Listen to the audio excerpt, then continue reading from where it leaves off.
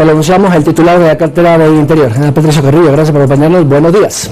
Buenos días, Byron. Un saludo a todos quienes nos escuchan esta mañana. Buenos días, Lautaro. Buenos días, Andrea. Ministro, la pregunta que se hacen muchos ciudadanos a esta hora es ¿por qué este toque de queda solo se focaliza en ciertas parroquias? Guayaquil, Jimena y Pascuales, en Durán, en lo del Faro, Esmeraldas. Es decir, ¿por qué no se puso toque de queda toda la ciudad, todas las parroquias? Digo esto porque si yo hago un delito en la parroquia de Pascuales y me cruzo a la parroquia de Tarqui, no pasa nada.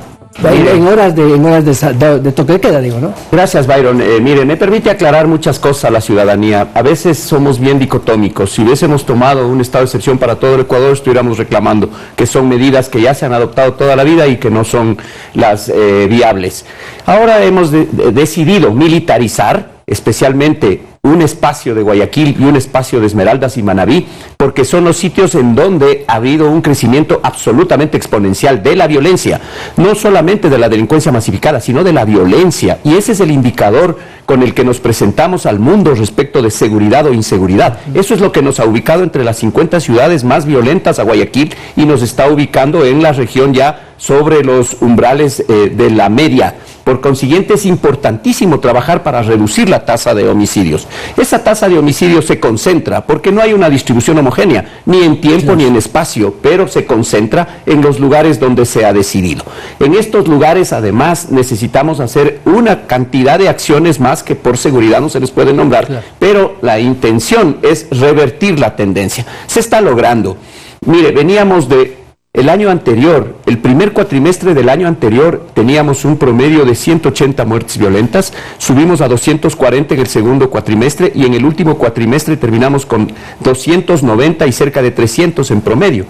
Hoy, el primer trimestre de este año, el primer cuatrimestre de este año, llegó a 330, 340. Por consiguiente, esa tendencia de crecimiento hay que revertirla. Y en estos días nada más se logra bajar. Un fin de semana en Guayaquil fallecían 37 personas. En este fin de semana fallecieron ya 26. Es decir, hay 11 personas menos que perdieron la vida. Y eso, una vida que no se pierda, ya es un mecanismo que nos alienta al menos en lo que se está haciendo. El día de hoy tuvimos 4 muertes violentas a nivel nacional, de lo que en promedio existían entre 8 y 9. Y ya por primera vez en el año se da un día sin muertes violentas en la ciudad de Guayaquil. Entonces, la medida sirve, pero la medida no se puede sostener en el largo plazo. Y hay otras ciudades, en cambio, que están demandando, y otras provincias que nos están pidiendo ahora estado de excepción, pero con las cuales nosotros tenemos unas acciones diferentes que se puede hacer. Cómo trabajar directamente con todos los actores sociales, con los GATS, con las cámaras, con el sistema de justicia, y estamos seguros que ahí una política pública local preventiva podría impactar. Ejemplo, ciudades como Machala, ciudades como Manta, Quevedo, Babahoyo, en la costa, ciudades en la sierra como Ibarra, Ambato, Cuenca, Loja, y en el oriente ciudades como Lago Agrio, El Tena, Puyo. Son ciudades en las cuales se puede controlar de mejor manera trabajando en un plan local y con una política de prevención. Ministro, para precisar esto que usted nos está comentando, de la reducción de muertes violentas, ¿cuáles son entonces las metas en corto plazo que luego de estos 60 días de estado de excepción se pueden conseguir? ¿A qué voy con ello? Usted nos dice, sí, hemos tenido disminución de muertes violentas, pero ¿en qué grado se va a poder ejemplificar y demostrar esto cuando vaya a terminar el estado de excepción? En el corto plazo nosotros lo que necesitamos es contener, para que la tendencia de crecimiento que se ha venido observando durante ya más de un año y medio lo logramos revertir desde el próximo año. En este año ya los presupuestos para seguridad estaban fijos. Nosotros necesitamos trabajar en este segundo semestre del año para incorporar en el presupuesto del 2023 todo lo que se está planificando. El presidente ha decidido hacer una inversión de $1.200 millones en seguridad, que no es para la policía, que no es para las instituciones, es para los ciudadanos, es para las ciudades. Ahora necesitamos sentarnos a trabajar en cada una de las provincias y en las ciudades para construir los proyectos que están demandando y necesitando los ciudadanos, entre ellos cambiar la logística de patrulleros, entre esos entregar equipamiento a las instituciones, transferir tecnología a través de videovigilancia y otros mecanismos a los ciudadanos, fortalecer los sistemas de investigación y de inteligencia, controlar de mejor manera el sistema penitenciario. Y además de eso... ¿Qué porcentaje podría disminuirse? Mire, es difícil decirlo ahora, pero en el mediano plazo, si los planes y las políticas que son de carácter integral, las que se están planificando, yo creería que al menos vamos a cambiar esa tendencia. Y esa tendencia tendrá un mediano plazo al menos. Yo creo que llegar a los niveles a los que estábamos antes llevará inclusive, traspasará este gobierno. Pero, ¿cuál es la buena noticia? La buena noticia es que tenemos que mutar, porque el COVID creo que exacerbó muchas cosas a nivel mundial, no solamente en el Ecuador. El impacto de la inseguridad no lo vivimos únicamente en Guayaquil, en Quito, en Esmeraldas o en el Ecuador. El impacto lo están viviendo todos los países de América Latina. Hay que ser resilientes, hay que revisar el plan, hay que revisar la agenda de seguridad, hay que revisar la política de seguridad. Una política que estaba basada únicamente en la seguridad, con la policía, en Fuerzas Armadas para la política de defensa y en la gestión de riesgos, pero que dejaba de lado, absolutamente de lado, el sistema de justicia, rehabilitación social, la participación preventiva de los gobiernos autónomos desconcentrados, la participación de la organización civil. Ahora necesitamos mutar a esa política de seguridad integral y cambiar la realidad que estamos viviendo de violencia. Perfecto, ministro. Quisiera también preguntarle cómo se está trabajando en conjunto con el SNAI. En estos 4 primeros días que hemos tenido ya el estado de excepción, ayer se daban cifras de que habían más de 200 detenidos en delito flagrante, gente que portaba armas, etcétera. ¿Cómo se está trabajando con el SNAI, reitero, para que esto no provoque incluso este hacinamiento hasta en los centros provisionales de detención? Sí, gracias, Andrea. El Servicio Nacional de Atención al Adulto Infractor, SNAI, tiene graves problemas estructurales y hay que empezar a trabajarlos. Uno de los primeros es que no hay un modelo de gestión adecuado. Los municipios no tienen la capacidad para gestionar con sus propios privados de libertad contraventores y que han cometido un error o un delito menor. Todos son trasladados a los megacentros, todos son trasladados a cárceles en donde el hacinamiento efectivamente está, y eso implica revisar inclusive la política criminal, porque a veces hay abuso de la prisión preventiva, pero en otros casos, en cambio, existe abuso de las medidas jurisdiccionales y de garantía constitucional. Entonces, todos estos mecanismos hay que trabajarlos. Hay que ir solucionando también problemas que tienen que ver con la falta de personal, con la falta de institucionalidad. Ahí hay 3 macroprocesos: la seguridad física, que la realiza en el perímetro externo ahora Fuerzas Armadas y Policía Nacional, pero el proceso más importante es cómo se manejan los procedimientos para la ubicación y clasificación de PPLs, para llevar las fichas médicas, psicológicas, de avance o de regresión en cuanto a la rehabilitación social, los mecanismos para dotar de servicios básicos, que es, por ejemplo, el tema de salud, que es la principal demanda para habeas corpus de la mayoría de PPLs. Entonces, todos estos problemas estructurales tenemos que cambiarlos. Y empezamos. El 1 de junio ya arrancamos con la escuela penitenciaria. 1.400 guías se van a formar en instalaciones policiales, pero no en cualquier instalación policial. Se van a formar en el GIR, en el GOE, en el GEMA, en las unidades especiales que tiene la Policía Nacional, porque con ellos es con quien interactúa en los momentos de crisis en un centro penitenciario. Por consiguiente, esperemos que luego de esta formación, que hay que invertir también en el conocimiento sobre lo que está tramitándose en la Asamblea Nacional, que es la Ley de Uso Progresivo Gradual de Fuerza. Sobre esto, sobre todos estos mecanismos estamos trabajando. Y lo que en realidad sucedió es que en el confinamiento, nosotros, luego del COVID, inclusive por temas de economía, por algunas políticas de austeridad, se dejaron de lado varias cosas que ahora necesitamos imprimirle mayor velocidad para poder corregir algunos temas. Ministro, usted había hablado de crear una especie de ministerio penitenciario, darle un fortalecimiento institucional. Quisiera saber si efectivamente es una idea, o usted ya lo ha comentado con el presidente, porque esto es una nueva estructura de la función de gobierno, y si efectivamente esto le va a dar no solamente más recursos, sino autonomía de gestión. Entre esos, crear una especie de policía penitenciaria como existe en otros países. Una especie de gendarmería, así es. Hemos conversado con el señor presidente de la República desde el primer día que me invitó a ser parte. El presidente está muy preocupado, quiere recuperar la seguridad, quiere devolverle dignidad a los ecuatorianos en temas de seguridad, y de hecho por eso está haciendo las inversiones. Acaban ustedes de escuchar, él dice: nos jugaremos el todo y hay que jugarse el todo porque la seguridad es fundamental ahora para el desarrollo, para que el sueño de los ecuatorianos se pueda cumplir, para que los sueños de vida que tenemos todos se cumplan. Por consiguiente, hay que empezar a trabajar haciendo cosas que ya en otros lugares funcionan. Estamos nosotros visitando ahora mismo, tenemos gente del agentes penitenciarios y gente que trabaja en el sistema penitenciario haciendo visitas y pasantías en centros penitenciarios de Estados Unidos. El presidente está viajando a Israel para hacer conjuntamente con el secretario de inteligencia del CIES para hacer muchos contactos en temas de inteligencia. Parte de eso es un subsistema de inteligencia penitenciaria, pero ya aquí aterrizando se debe crear una institucionalidad similar a la gendarmería que tienen en Argentina, en Chile, en países inclusive cercanos como Colombia, de los cuales estamos aprendiendo. Estamos aprendiendo muchísimo la gestión del conocimiento, esperamos que la curva de aprendizaje se disminuya, pero el Servicio Nacional de Inteligencia va a ser un órgano adscrito al Ministerio del Interior, con independencia, con autonomía, pero necesitamos darle las fortalezas, especialmente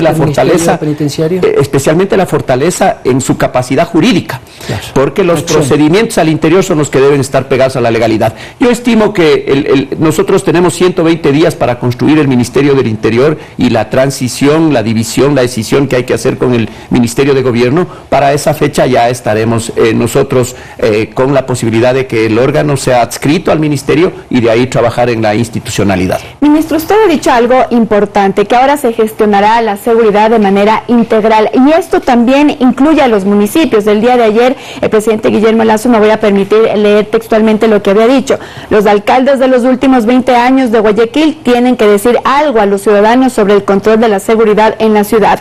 Teniendo en cuenta que los municipios, según el COTAD, no tienen esta competencia directa de seguridad, ¿qué es lo que está esperando el gobierno? ¿Cuál es la colaboración desde los municipios que está esperando el gobierno en el tema de seguridad, ministro? Miren, la principal política de seguridad pasa por la educación. Y si nosotros, sin ponerle bandera política, ni siquiera al Estado ecuatoriano, pero sí tampoco a los municipios, nosotros debemos hacer una reflexión. ¿Cuáles son las personas que están perdiendo la vida en su mayoría hoy? Ubiquemos un perfil. El perfil es jóvenes entre 20, 18, 25 años. 30 años a lo mucho. Ahí se concentra el 45% de las muertes violentas en el país, y en Guayaquil se concentra alrededor del 60%. ¿Cuál es la población penitenciaria? En un 40% la población penitenciaria es jóvenes entre 19 y 30 años de edad. ¿Hace qué tiempo nacieron ellos? Nacieron en el año 2000, a finales del 90 y a inicios del 2000. Si a los 5 años de edad hubieran sido escolarizados adecuadamente, si en una ciudad no es tan inequitativa y les da oportunidades de aprendizaje, de acceso al conocimiento, esos muchachos tal vez no estuvieran ahora involucrados en estos temas. Por consiguiente, trabajar en educación, que sí es una competencia que tiene los municipios. En seguridad también tienen una competencia que es fundamentalmente la prevención. Y esta prevención pasa no solamente por lo que pueda hacer la policía situacionalmente en la calle, sino pasa por dar servicios públicos de calidad. Y estos servicios públicos de calidad también tienen que ver con educación. Para mí ese es uno de los temas fundamentales que hay que corregirlos. Pero como es a largo plazo, como eso electoralmente a veces no funciona, lo dejamos de lado. Pero creo que cuando necesitamos debatir ahora y construir una política integral, es necesario decirlo. Perdón que cambie un poco de tema, ministro, pero hay un caso que sonó mucho en el Ecuador, la detención de Gabriel Cortés, futbolista de Barcelona, y quisiéramos saber si hay investigaciones que se están llevando a cabo de otros deportistas que podrían estar involucrados en actos ilícitos en la provincia de Esmeraldas, incluso en el Guayas, relacionados con su actividad deportiva, pero también con nexos con estas bandas delincuenciales. Mire, lastimosamente el crimen organizado corrompe, intimida, coopta a una gran cantidad de personas. Los más débiles caen al inicio, pero sí existe mucha cooptación.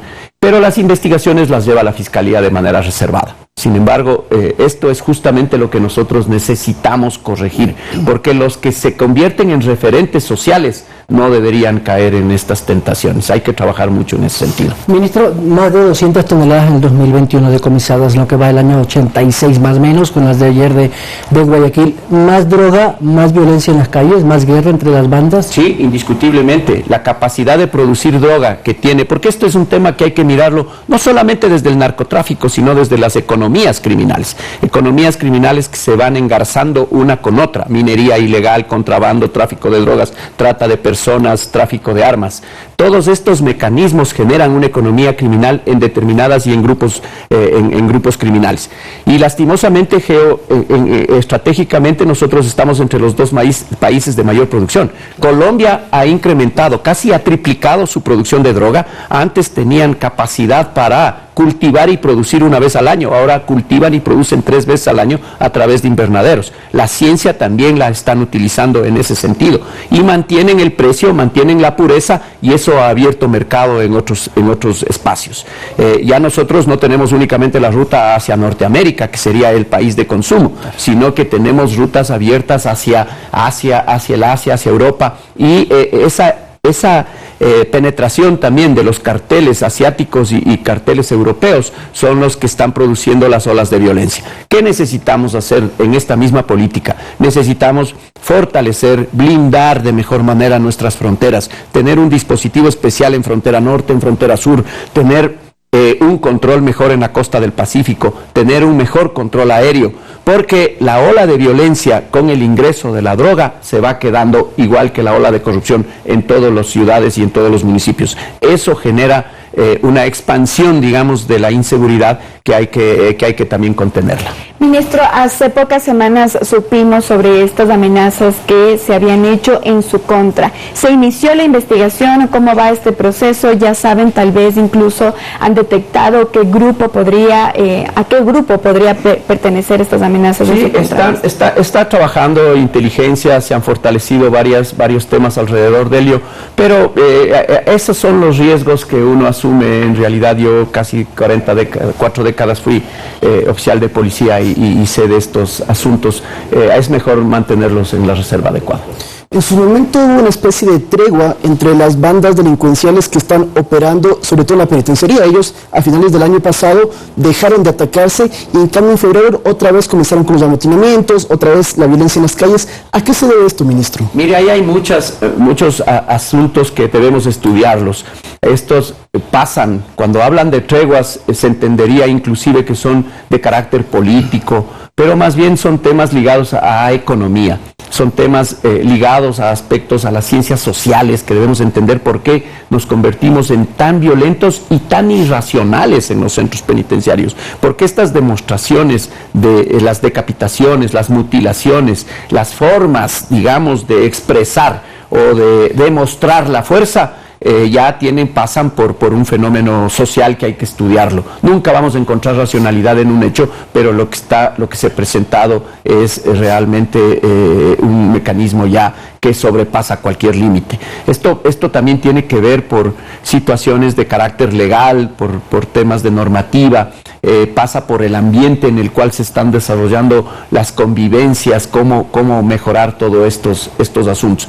Pero transar, digamos, con las organizaciones criminales, ese no es el tema. Yo creo que lo que tiene que hacer es imponerse desde el Estado. Lo que se vive en las cárceles ya no convoca únicamente a las instituciones, convoca al Estado ecuatoriano. Esto tenemos que sentarnos, los 3 poderes, con los equilibrios necesarios, pero hay que hacer reformas en la Asamblea Nacional, en el Legislativo.